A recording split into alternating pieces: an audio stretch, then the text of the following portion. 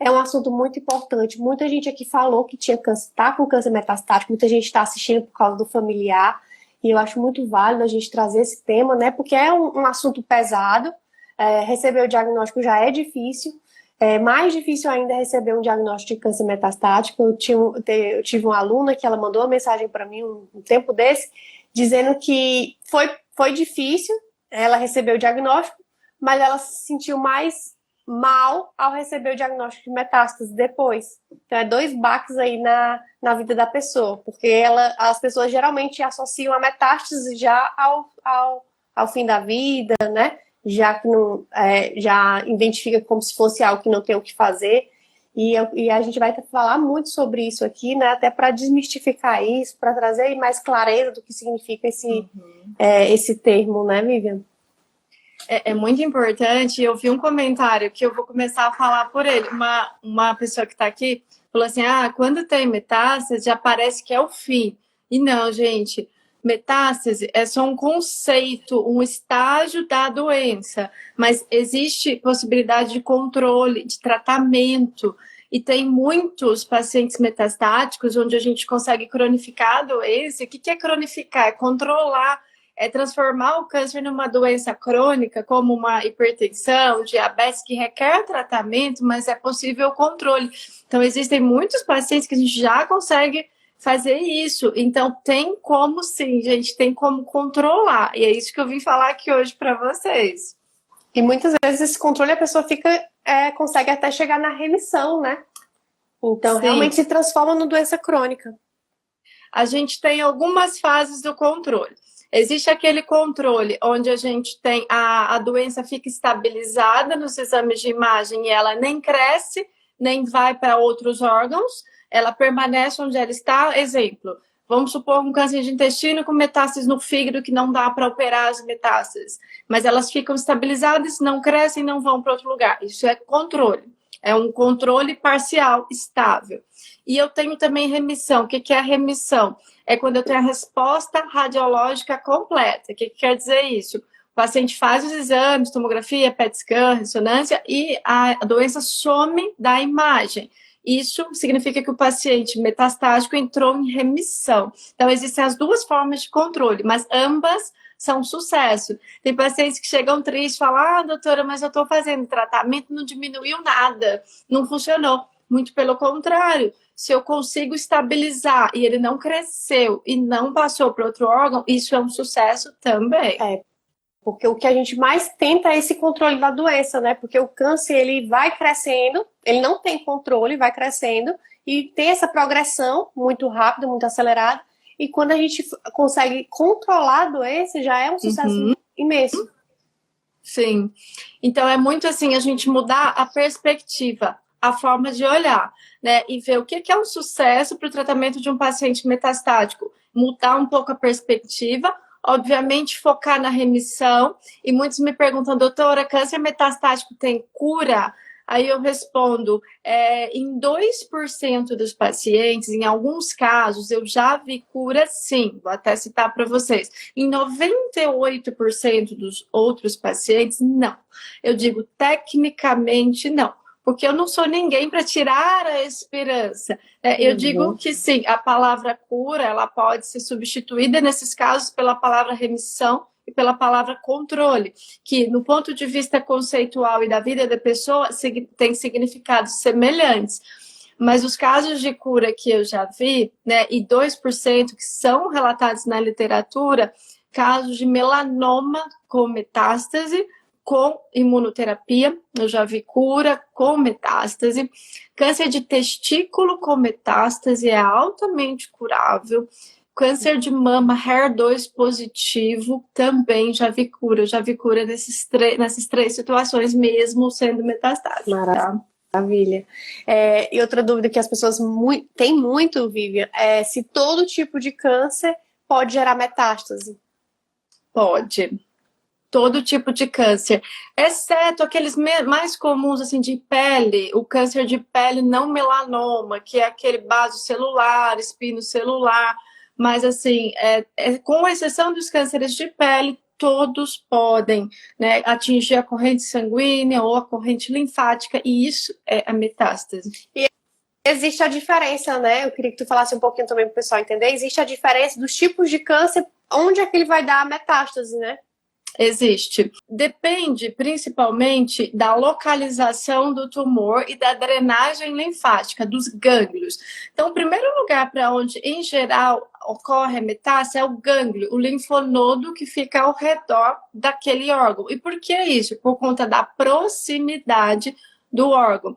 Os nossos gânglios são os nossos centros de defesa. Então, o gânglio, quando tem uma célula anormal, vai ser o primeiro que vai identificar. Então, eu vou dar um exemplo também para ficar mais claro. Um câncer de mama, por exemplo, o primeiro local para onde ele vai disseminar é o linfonodo axilar. Exatamente por isso que na cirurgia é analisado. Um câncer de intestino, por exemplo, tem que ser avaliados os linfonodos, mas o principal ponto de metástase do câncer de intestino, primariamente, pode ser o fígado. Um câncer de reto, né, o primeiro lugar, na maioria das vezes, é o pulmão e não o fígado. Então, depende muito da drenagem dos vasos sanguíneos e linfáticos que estão ao redor do órgão que a gente está falando, da localização. E dependendo de onde seja a metástase, tem cuidados especiais, tem sintomas diferentes para o paciente se preocupar? Tem.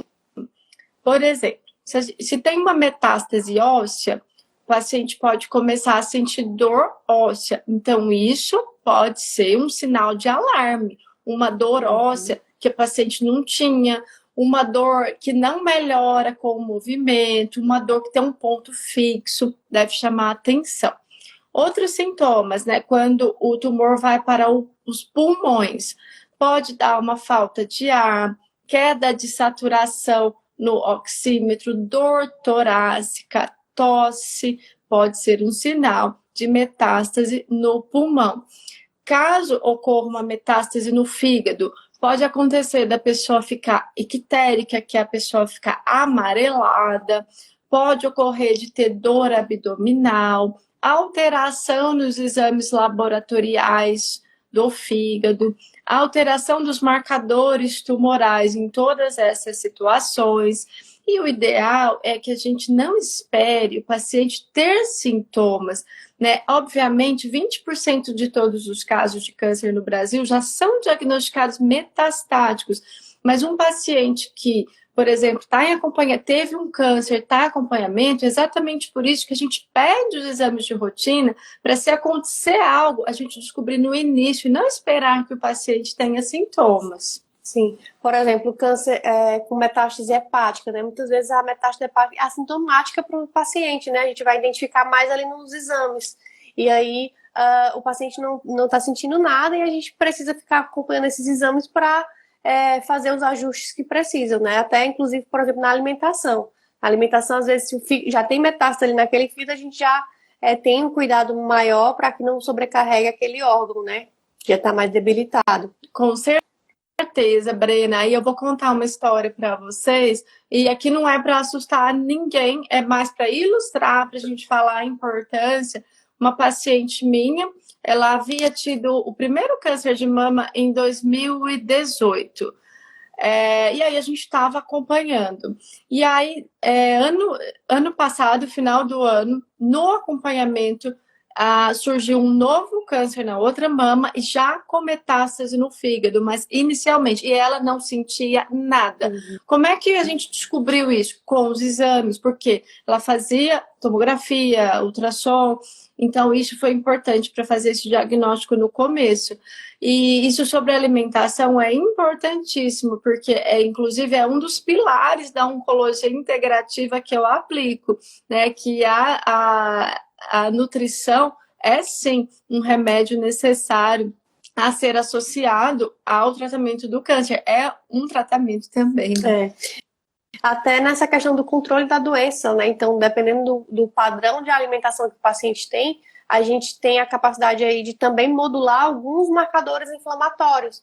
Então, a gente consegue diminuir um pouco mais a inflamação crônica que é instalada ali pela doença, pelos processos inflamatórios mesmo, e consequentemente a gente consegue controlar mais a progressão desse câncer, para que a pessoa ela fique com a doença mais controlada e consiga fazer o tratamento da forma adequada.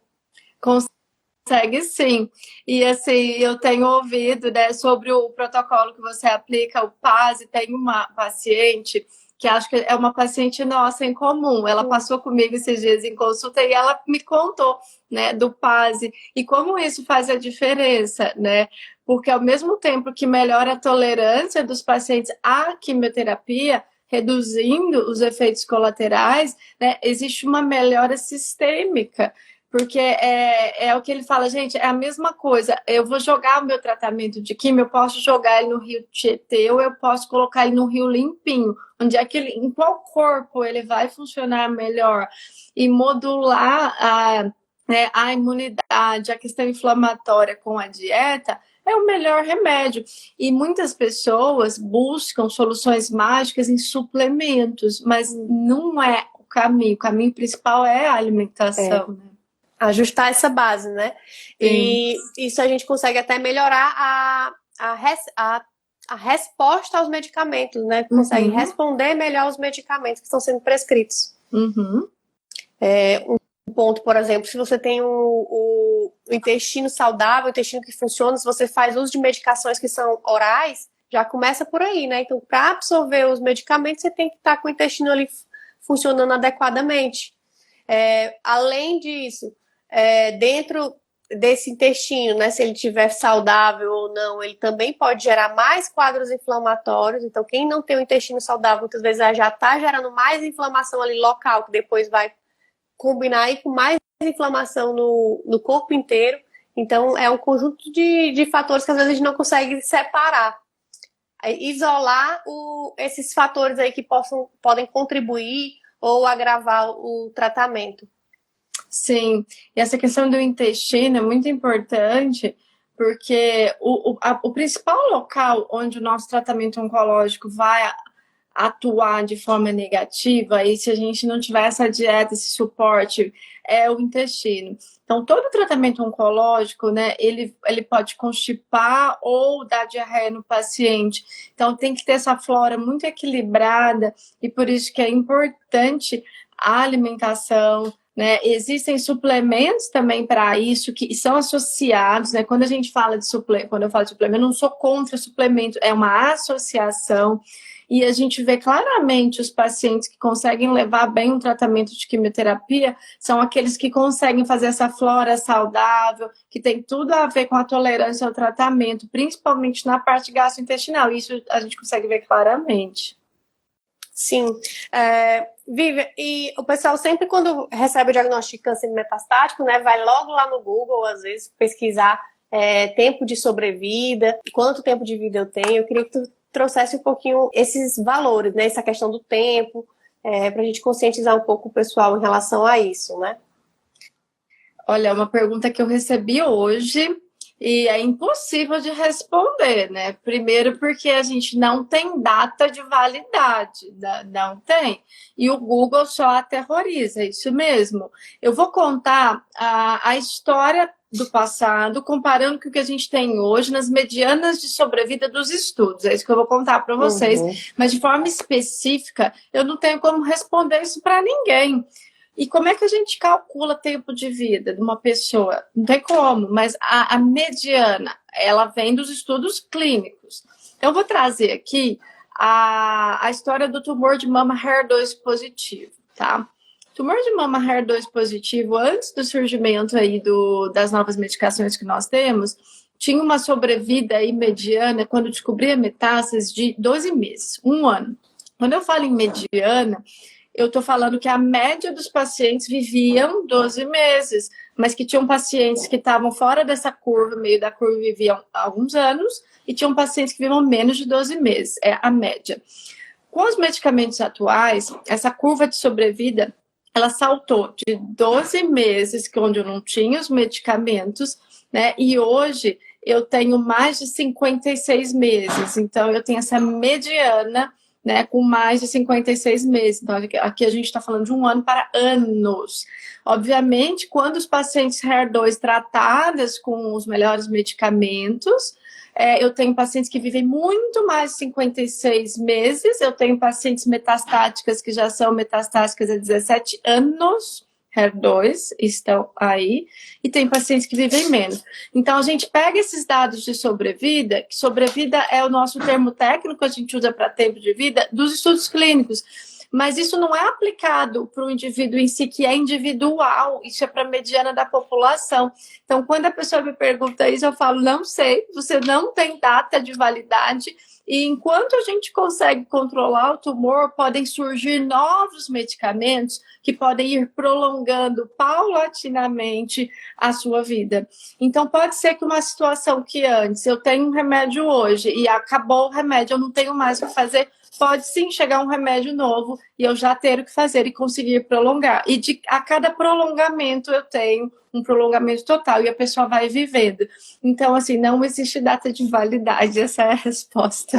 Lá no PAS, né, que é o meu programa online, a gente tem, os alunos têm todo esse protocolo, né? Tem cardápio, a suplementação orientada, tem os PCS, que são planos de controle de sintomas. São os 3 pilares básicos do programa.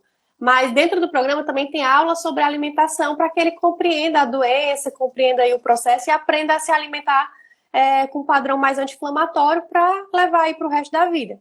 E tem uma aula que eu falo de metástase, para explicar o que significa metástase, essa questão da sobrevida. E aí eu falo exatamente isso que você falou, e acabei de desenhar aqui só para mostrar para o pessoal que nos estudos, o que é que a gente tem? A gente tem a questão da mediana. Quando a gente faz estudos de risco de doença, de prognóstico, estudos com base aí em uma grande população, para a gente trazer, assim, dados mais gerais, né? E aí, nesses dados, a gente tem a curva de sobrevida. A curva de sobrevida, quando a gente fala de sobrevida do câncer, ela sempre é dessa forma. A maioria é tudo dessa forma. Significa o quê? Que nessa curva, aqui no meio, a mediana, a metade das pessoas, elas vivem, por exemplo, 6 meses, 10 meses, 2 anos. Então, metade das pessoas do estudo, elas se concentravam aqui. Tem pessoas que vivem menos e tem pessoas que vivem mais. Então, essa curva, ela respeita isso. E aí, esses estudos, eles são feitos assim, a sobrevida de um câncer de mama é 5 anos, 10 anos. Mas foram estudos que, para chegar nesse valor, tiveram que pelo menos aí acompanhar os 5 anos ou 10 anos. Então, são estudos mais antigos ainda. E na oncologia, a gente evolui a cada dia, né? Então, esses dados já estão ultrapassados. Quando vocês pesquisam isso na internet, isso aqui já está muito ultrapassado. E não significa dizer que você vai estar aqui no meio dessa sobrevida. Você pode estar aqui na curvazinha aqui da direita com um tempo de vida aí bem maior. Então, esses dados, além de estarem ultrapassados, não é uma sentença, né? São dados medianos aí da população, uma média mesmo, e existe o dado individual, que é a análise aí individual de cada um. Então, cada um vai responder de uma forma diferente. Isso que você fala, muito importante, né? Diagnóstico não é sentença, é diagnóstico. O que você vai fazer com o diagnóstico depende muito de você. Depende muito de você. E como é que você pode, então? Você tem o diagnóstico, como é que eu melhoro o prognóstico? Porque prognóstico é outra coisa. Prognóstico é o que vai falar se eu consigo viver mais ou menos. E isso vai depender de alguns fatores. Vai depender do melhor tratamento? Também. Mas vai depender se você faz atividade física, se você se alimenta bem, se a sua cabeça está boa. Então, vai depender de muitos pilares, né? Então, você pode facilitar ou atrapalhar o seu tratamento. E 50% tem a ver com o remédio que você está tomando. 50% tem a ver com o que você faz do seu estilo de vida. E é uma junção disso que vai dar o prognóstico e que vai aumentar ou diminuir o seu tempo de vida, né? E aí que entra a maior dificuldade dos pacientes, né, Vivian? Que é essa questão de mudança de hábitos, né? Principalmente quando cai um pouquinho essa crença aí da perspectiva de cura. Tem pacientes, às vezes, que por não ter mais essa perspectiva de cura, que é muito falado no câncer metastático, né? Por mais que a gente já tenha visto aí casos que sim, que pode ter, mas é quebrado um pouco essa esperança do paciente, e aí ele se sente mais desmotivado a mudar hábitos, a continuar, né? Mas a pessoa precisa entender que é lógico que a negação inicial faz parte, e a gente precisa ter essa empatia, se colocar no lugar da pessoa. Se a gente nesse lugar não teria a mesma negação, sim, não tenho dúvida. Mas assim, negar e não aceitar não vai mudar o diagnóstico. E só o que pode trazer qualidade de vida, sobrevida e permitir que a pessoa viva se ela realmente aceita, modifica o estilo de vida, porque isso traz qualidade de vida e isso ajuda no tratamento. Então, o fato de negar só atrapalha, mas inicialmente isso não está sob controle da pessoa, né? Por isso que a pessoa que está, de repente, com esse comportamento que não é porque ela quer, né, precisa de uma terapia, precisa de um auxílio da família, precisa, às vezes, de medicamento, porque o começo é muito difícil esse diagnóstico, né? É devastador. Depois a pessoa consegue se colocar e entender que o fato de negar não vai ajudar, né? E tem gente que pensa, se eu aceitar, eu vou aceitar que tem metástases e que não tem cura. Como é que eu posso aceitar que não tem cura? Não é aceitar que não tem cura, é fazer o seu melhor e aceitar que tem um controle, é mudar essa perspectiva. É a gente trazer mesmo esse pilar aí de se tornar uma doença crônica, né? O câncer é uma doença crônica também. O diabetes, por exemplo, quem tem pré-diabetes, existe ainda a perspectiva de sair desse estágio, né? Não desenvolver a doença, mas a partir do momento que você desenvolveu diabetes, você tem aí uma doença crônica, que existe tratamento, mas não tem como mais reverter essa situação. Então, entra mais ou menos nesse mesmo pilar. É isso mesmo. E uma coisa que eu acho, que eu falei hoje para um paciente, morrer, é um dia só que a gente morre, né? É um dia. Viver, a gente tem a oportunidade de viver todos os dias até a morte. Mas imagina só, se eu tenho uma metástase e eu morro um pouquinho a cada dia. Eu não aproveito esse tempo que eu tenho para viver e eu vou morrendo a cada dia. Então, vamos lembrar disso, a gente pode viver todos os dias e tentar que isso seja da melhor forma, da forma que é possível e da melhor forma possível. Morrer só um dia, então pensar nisso, né? E muita gente tem câncer metastático e às vezes tem um parente que não tinha nada que vai morrer antes dele. Então, essa previsão de data de validade é muito equivocada, né? Sim. E o futuro, Vivian, quais são as futuro ou presente, né? Acho que já estamos no presente em relação a isso. Quais são as perspectivas aí para os pacientes? Você trabalha muito com imunoterapia, né? E a imunoterapia ela vem muito nisso também.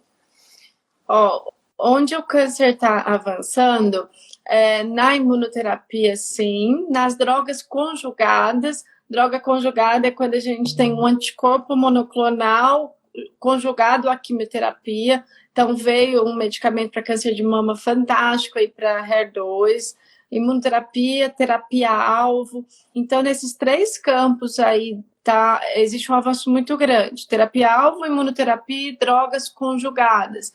E como é que a gente faz para descobrir o que o paciente metastático precisa? A gente faz o estudo dos biomarcadores. Tanto biomarcadores genéticos, que são exames de sangue simples, para ver se a pessoa tem alguma mutação genética, se aquele câncer é hereditário. Isso hoje impacta muito nos tratamentos. Assim como eu pego um pedacinho do tumor, do tecido, e faço essa análise de biomarcadores. Dessa maneira eu consigo ver se o paciente pode usar imunoterapia, se pode usar terapia-alvo, se pode usar droga conjugada. E hoje eu tenho uma outra tecnologia ainda que está nos permitindo descobrir cada vez mais, que é a biópsia líquida, onde eu não preciso do pedacinho do tumor, eu faço a biópsia no sangue e consigo entender se tem algum biomarcador que me permita usar a terapia-alvo. Então, hoje, realmente, os avanços são grandes e eu digo que eu trabalho associando a oncologia de precisão, que é essa oncologia onde a gente busca um alvo específico, fazer o tratamento específico, com a oncologia integrativa. Porque se a gente ficar também cada vez mais específico no gene do gene do gene e esquecer que aquilo está dentro de um ser humano, então eu preciso integrar as duas coisas. para realmente ter o resultado esperado, né? Às vezes a medicina evolui muito nessa questão dos melhores tratamentos e às vezes a gente fica deficiente sobre o mais importante aí, que é a adesão do paciente, como é a realidade dele, para que ele consiga fazer uso dessas medicações. Uhum. E o que a gente precisa de força mental, né? Porque se a gente soubesse o poder que a nossa mente tem, e é muito importante que o médico estimule isso no paciente, porque eu sempre digo, a cura, o controle ou qualquer outra coisa começa na sua mente. Começa com você acreditar que é possível, né? Junto com todo o tratamento, junto com tudo. Mas, assim, é muito importante que o médico consiga enxergar isso no paciente e passar esse ânimo, essa nova visão, essa nova perspectiva que é uma fase de vida diferente, mas que é possível viver nessa fase também.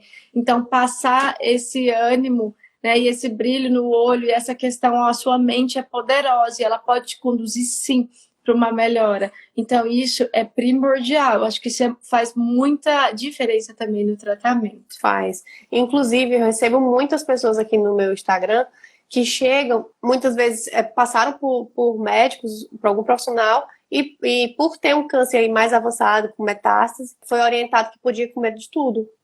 E aí a pessoa já chega para mim e fala assim, eu sei que eu não posso comer de tudo, me ajuda aí de alguma forma. E realmente o paciente ele não pode comer de tudo, né? E ainda existem profissionais que falam dessa forma, né? Aí tira as esperanças do paciente, inclusive, né? É um pouco de desinformação isso aí, né?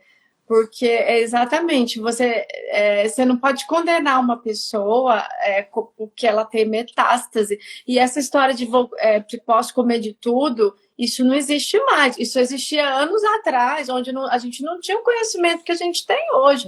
Mas hoje a gente sabe muito bem que se o paciente com metástase começar a comer açúcar, doce, carboidrato em excesso, carne vermelha em excesso, o resultado dele vai ser péssimo. Então, essas eu acho que hoje são orientações básicas, né, que eu dou para todos os meus pacientes, mas isso é orientação básica. O paciente não pode comer de tudo, né? Deve ter uma dieta equilibrada. Mas eu acho que é o equilíbrio. E tem pacientes que falam, doutora, nunca mais, então, eu posso comer um bolo de aniversário. Não, gente, pode, porque a nossa vida não é guiada pelo que a gente faz como exceção, mas é aquilo que a gente tem como hábito. Você vai poder comer sem seu bolo, mas isso não é o que você faz na sua rotina, né? O que eu trago muito é esse padrão alimentar mesmo, né? A pessoa dá para continuar comendo algumas coisas que ela gosta, mas de forma esporádica, encaixando aí no seu padrão alimentar. Então, manter aí a base da sua alimentação, uma alimentação mais anti-inflamatória, que é uma alimentação aí mais positiva para o seu tratamento. Você pode, de vez em quando, encaixar aí alguns alimentos que a gente come por causa do nosso emocional, né? Por exemplo, uma pizza com a família, ou então num aniversário comer um bolo. Então, dá para encaixar essas coisas quando você tem uma alimentação já ajustada. Agora, o paciente, às vezes, entra no programa e já quer comer as tranqueirinhas, né? Sem antes ter ajustado o padrão alimentar. Então, não fica possível controlar os sintomas, não fica possível ele responder bem os tratamentos se ele não ajusta primeiro essa base. Então, a gente primeiro tem que ajustar para depois começar a colocar essas exceções. Perfeito, Brena. Eu vou começar a utilizar isso aí que você está falando. Vou falar a Brena que me ensinou isso. Perfeito. Porque porque você tem que reincorporar um novo estilo de vida e aí depois você começa com comfort food, né? Que é aquilo que traz aquele conforto. Muito bom. Exato. Teve uma pessoa que perguntou assim, pode me dizer a diferença de imunoterapia e terapia-alvo? Eles têm muita essa dúvida também. A imunoterapia, ela é venosa, é como se fosse um soro que a pessoa vai receber na veia e ela age estimulando o nosso próprio organismo a combater o tumor. Então, ela não age diretamente quebrando o tumor igual a quimioterapia. Ela age, então, melhorando o sistema imunológico do paciente e o sistema imunológico passa, então, a reconhecer o tumor e produzir as substâncias necessárias para controlar ou exterminar o tumor. Exatamente por isso que a imunoterapia não dá tantos efeitos colaterais igual a quimioterapia, porque o ataque não é direto. E quando a imunoterapia faz o efeito preciso, né, de acordo com os biomarcadores, não é para todo mundo que ela funciona, não é para todo tumor também, os efeitos são muito mais duradouros e nós já vemos casos de cura com imunoterapia, porque é exatamente isso, ela ensina o organismo do paciente a combater o próprio tumor. Então, esse efeito é muito mais duradouro e muito mais inteligente. A terapia-alvo funciona de outra maneira, completamente diferente. A imuno é mais abrangente. A terapia-alvo, ela vai num alvo específico, num gene específico, como se fosse uma ligação chave-fechadura.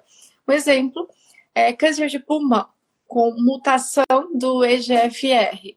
É uma mutação comum em 25% dos casos, e eu tenho uma droga-alvo que se liga, é como se fosse uma anteninha, e a droga se liga naquela mutação.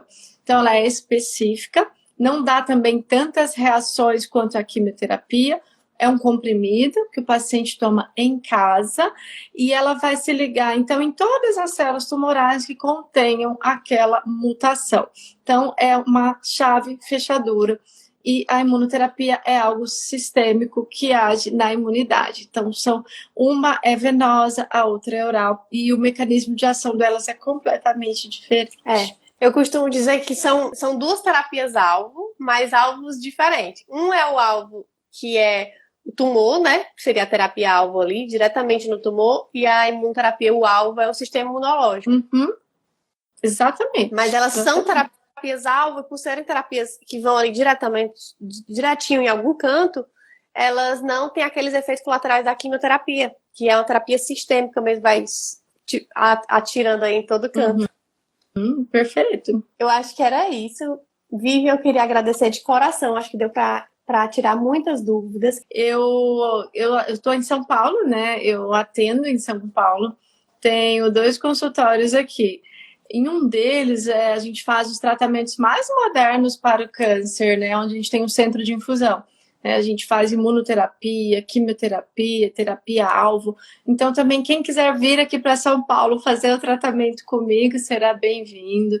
Quem quiser também fazer consulta de segunda opinião por telemedicina, eu atendo pacientes de todo o Brasil e de outros países também, será bem-vindo também. Tá bom? E tem um canal no YouTube também, né, Vivi? Que teu canal é muito legal. Eu te conheci lá, na verdade. Ah, foi no YouTube que você me conheceu? Primeiro eu te conheci no YouTube e depois eu procurei no Instagram. Tem o canal do YouTube também. Tanto do YouTube quanto do Instagram é o mesmo nome, é Doutora Vivian Koski. Então, clicando esse nome no YouTube ou no Instagram, você vai achar. E o conteúdo do YouTube realmente é muito, muito variado. Então, participem lá, deixem suas perguntas, e eu faço vídeos direcionados para os temas das perguntas que aparecem para ajudar as pessoas. Ótimo. Já assim, muito esclarecedor. O câncer não é um ponto final, é apenas uma vírgula em nossas vidas. E eu queria agradecer de coração, Vivi, a tua disponibilidade. Espero que futuramente a gente faça outras lives também. Parabéns muito bom, Brena. Pelo seu trabalho. É muito bom fazer a live com você. E com certeza vamos fazer outras que eu acho que o pessoal gostou aqui, né? Acho muito rica em informações. Eu estou à disposição. Quando quiser, é só convidar novamente. Eu espero ter outras pacientes aí em comum contigo, porque é muito importante, né? Toda essa equipe junto. Não sei, eu não acredito em coincidências, mas hoje eu atendi um paciente de Bauru. E aí foi muita coincidência, porque é um câncer de reto com metástase no fígado e no pulmão, e ele passou hoje lá. Aí ele, nossa, doutora, você vai fazer uma live hoje de novo com a doutora Brena? Eu, sim. Então, eu te conheci na primeira live com ela, e foi exatamente hoje. Eu falei, pois é, hoje a gente vai fazer, então, a segunda live. Deve estar assistindo aqui. Foi muita coincidência. E isso é bom, porque a gente entende que a informação que a gente está passando aqui está chegando onde precisa chegar, né? Exatamente. Pois era isso. Fiquem com Deus. Obrigada, Vivian, também pela tua disponibilidade. Boa noite, pessoal. Gratidão por todos que estiverem aqui e até o nosso próximo encontro. Até.